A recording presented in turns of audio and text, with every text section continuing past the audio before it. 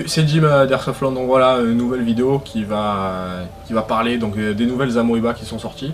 Donc on a 2 ou 3 modèles aujourd'hui. Alors ça ressemble à ça. On va vous présenter les modèles KM7, KM12 et KM13. Donc voilà la nouvelle gamme Amoeba de chez Ares. Voilà, donc pour ceux qui ne savent pas, Amoeba, voilà, c'est une gamme de chez Ares, un très bon fabricant d'airsoft, qui propose des répliques de type M4, voilà, avec 2 ou 3 des petits customs. Alors c'est subtil, c'est joli, c'est dans l'air du temps. Donc voilà, donc on va détailler un peu les modèles, les 2 ou 3 modèles que j'ai. Donc voilà, ça je vous présente la réplique, donc c'est le modèle KM7. Donc voilà, en bicolore. Donc voilà, donc il n'y a pas trop d'écart entre les tailles et le poids surtout. Donc voilà, ça pour information, c'est une réplique qui mesure 646 mm avec la crosse repliée. Donc voilà, on va voir que en fait, suivant les modèles que vous prenez, le rail sera plus ou moins grand, mais le poids ne varie absolument, enfin pratiquement pas. Et on va avoir quoi, 2 ou 300 grammes d'écart, c'est tout. Donc voilà, ça c'est le modèle KM7. Donc c'est de la base AR15 standard, hein, voilà, avec rail K-Mod Dark-Earth. Pour ceux qui connaissent la M4 et qui jouent avec ce modèle là, on sait que c'est relativement agréable, tout est ergonomique, bien pensé. Voilà, donc c'est livré avec des petits flip-up, voilà, avant arrière, donc qui sont dépliables comme ceci. Voilà, réalisé relativement standard. Pour le réglage au pop, ça se fait à l'intérieur dans la trappe. Voilà, donc là le petit détail qui est bien, c'est que comme vous voyez, quand je tire le baiser d'armement en arrière, la trappe reste ouverte. Donc voilà, ce qui va pouvoir faciliter l'accès au pop. Donc alors ce ne sont pas les mêmes blocs au pop que d'habitude. Là vous pouvez le voir, c'est une grosse molette qui se situe juste ici en fait. Donc ça c'est super, on galère plus avec la micro molette qu'il y avait pour régler. Là la molette elle est droite dans ce sens là, donc voilà, ça facilite vraiment beaucoup le réglage du hop-up. Comme vous pouvez le voir ici, on a une petite détente speed.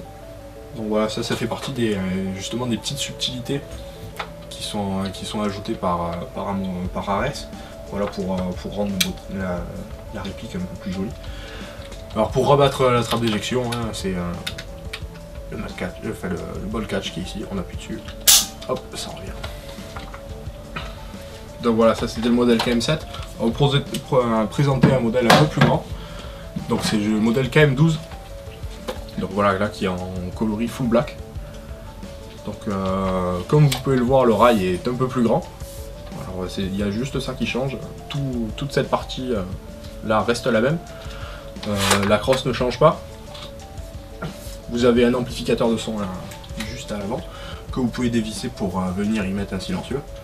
Alors après il faut trouver le silencieux qui va venir s'emboîter dans le rail, puisque il vient en fait se mettre, il rentre de quoi, 3-4 cm à l'intérieur. Voilà. Là les organes de visée sont différents.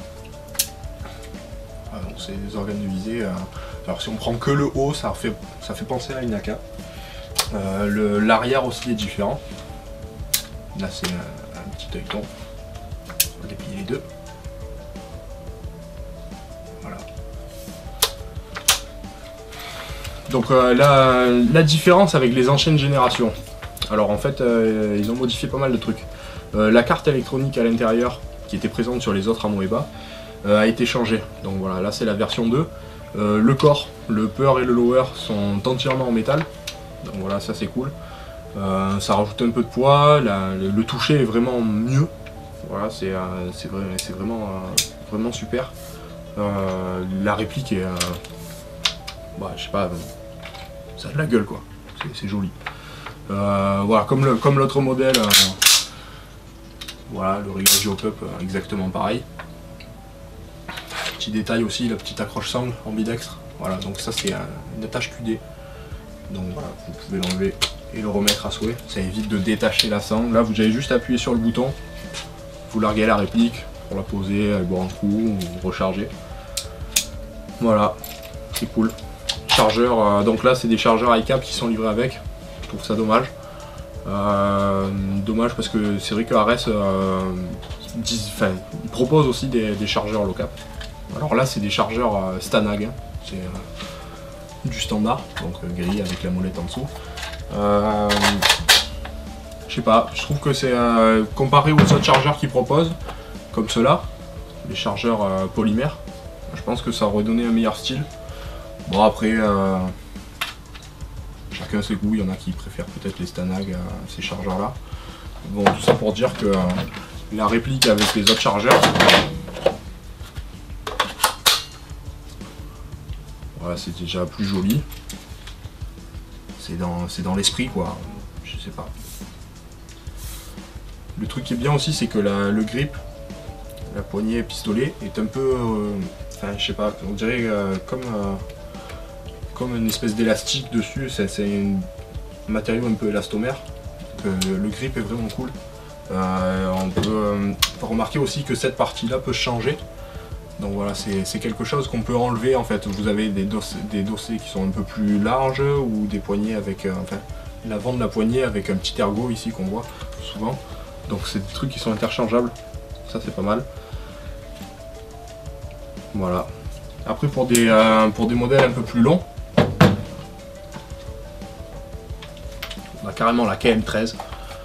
Donc c'est pas le plus grand encore. Il y a la KM15 qui existe, mais bon que j'ai pas pu avoir là. Donc voilà, KM13, donc là c'est un keymode qui est vraiment ultra long. Voilà. Donc après pour les fans de silencieux, si vous voulez rajouter un silencieux, ça va faire vraiment très grand. Sachez que il y a un silencieux spécial qui vient se clipser directement sur le cache-flamme. Voilà.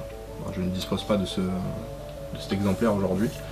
Comme pour la KM13, les organes de visée sont similaires. Voilà.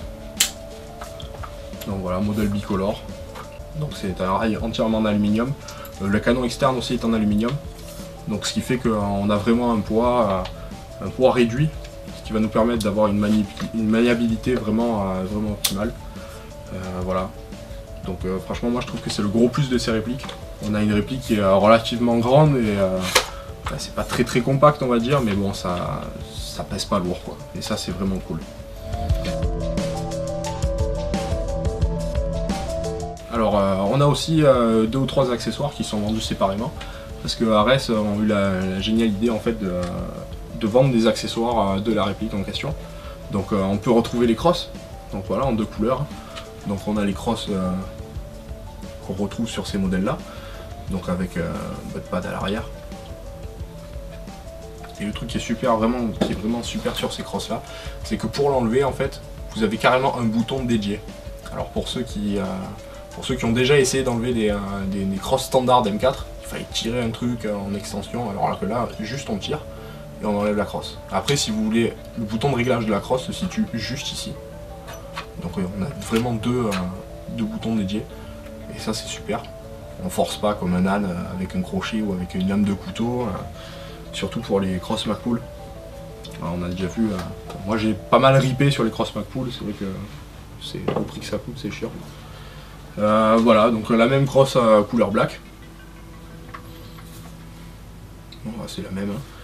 On a aussi les poignées pistolets qui sont vendus séparément. Donc voilà, si vous voulez modder votre réplique, vous pouvez. Hein. Les poignées pistolets sont disponibles. Voilà, donc ça rappelle un peu les poignées pistolets de chez McPool. C'est cool. Vous l'avez aussi en bicolore, comme ceci. Voilà, très joli. Et comme je vous ai dit tout à l'heure, les chargeurs aussi sont totalement adaptables, parce que ce sont des chargeurs de type AR15. Donc voilà, ceux-là on les connaît, hein, ils étaient sortis sur la série précédente. Donc voilà, ça c'est chargeur low cap. Vous avez environ 120 coups à l'intérieur. Voilà, donc on se retrouve tout de suite pour les tests chronie. On va voir ce que ça donne un peu en puissance. Allez, à de suite.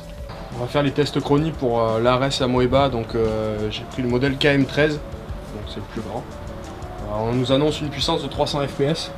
On va voir si la donnée est bonne. Allez, c'est parti. Semi, bille 0,20 g, Tanyo Koba. 321,1 pour le premier. 322,3. Raté. 321. 322 et 324,5. Voilà, la réplique est relativement stable. Voilà, la réplique est relativement stable. On a un petit écart de 20 fps. Donc la réplique est relativement stable. Sur 5 tirs, on a vu que ça bouge pas trop, hein, ça oscille entre 320 et 324. Donc on avait une puissance annoncée à 300 fps. Donc voilà, on a 20 fps de plus. Ça correspond parfait pour du bâtiment ou pour des contacts un peu rapides. Voilà, donc on se retrouve à l'atelier pour la programmation justement de l'ECU qui est à l'intérieur. Alors pour commencer, alors ça se passe avec cette petite boîte. Voilà, donc c'est le boîtier de programmation à Moiba. Voilà, donc plusieurs boutons. On va voir comment ça marche. Alors, je dispose de deux batteries, une LiPo 11.1, une LiPo en 7.4. Voilà, donc on va essayer, on va voir les différentes réactivités qu'on peut obtenir avec cette réplique là. Donc pour commencer, on va juste enlever la crosse. Voilà. Et je vais commencer par vous montrer le programme qui est d'origine. Donc on va venir brancher la batterie.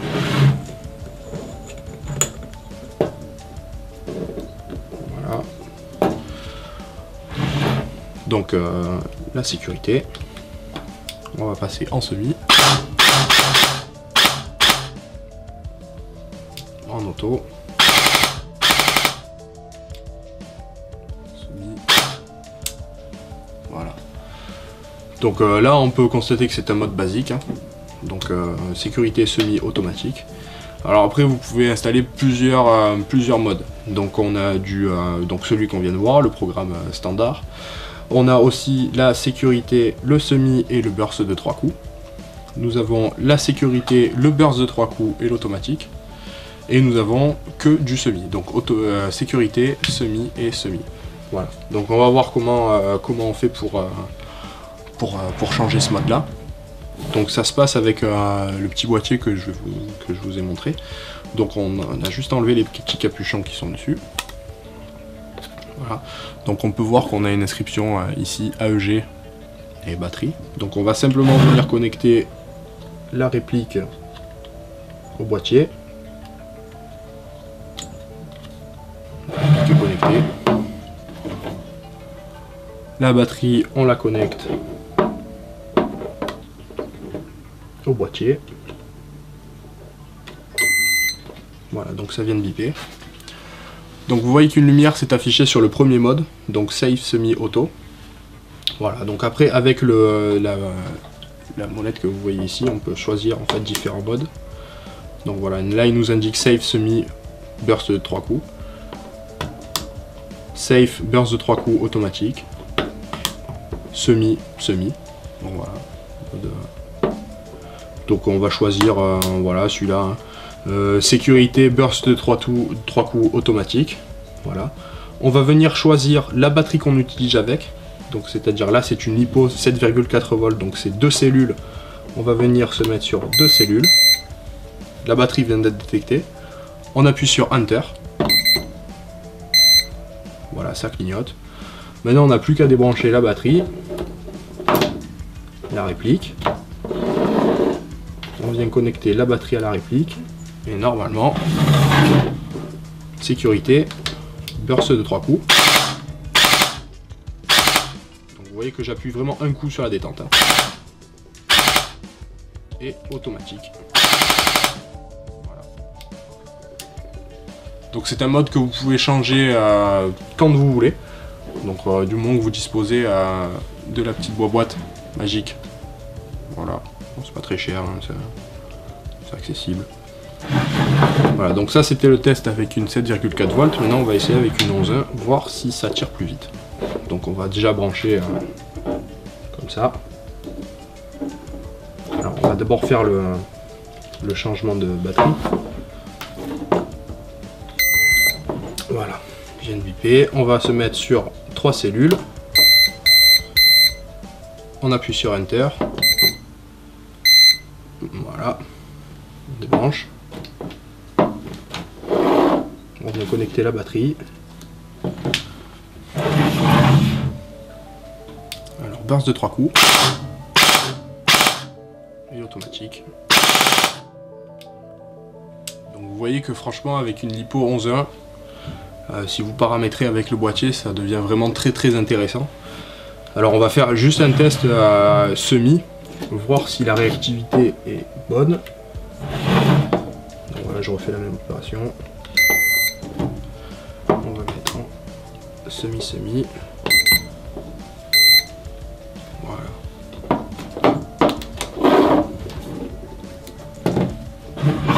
Voilà, là normalement on tient quelque chose de très bien. Là. Ouais, c'est pas mal. On va voir si ça fonctionne à mon auto.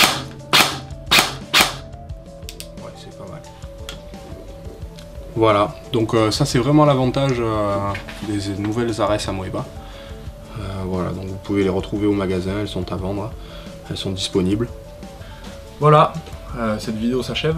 Donc voilà, un peu petite conclusion sur cette nouvelle gamme d'Amoeba. Moi je trouve les répliques qui sont vraiment cool. C'est dans l'air du temps, le rail franchement permet vraiment un modage particulier, c'est vraiment customisable à souhait. La carte ECU est vraiment très bien. Donc voilà, comme on l'a pu voir avec le petit test avec les batteries et le boîtier de programmation. Voilà, donc on peut vraiment personnaliser sa réplique en extérieur et même en interne. Voilà, donc vous avez aussi un changement rapide du ressort. Franchement, moi je trouve que pour une réplique qui vient de sortir, franchement Amoeba et Ares ont frappé très fort. Donc voilà, vraiment une très bonne réplique.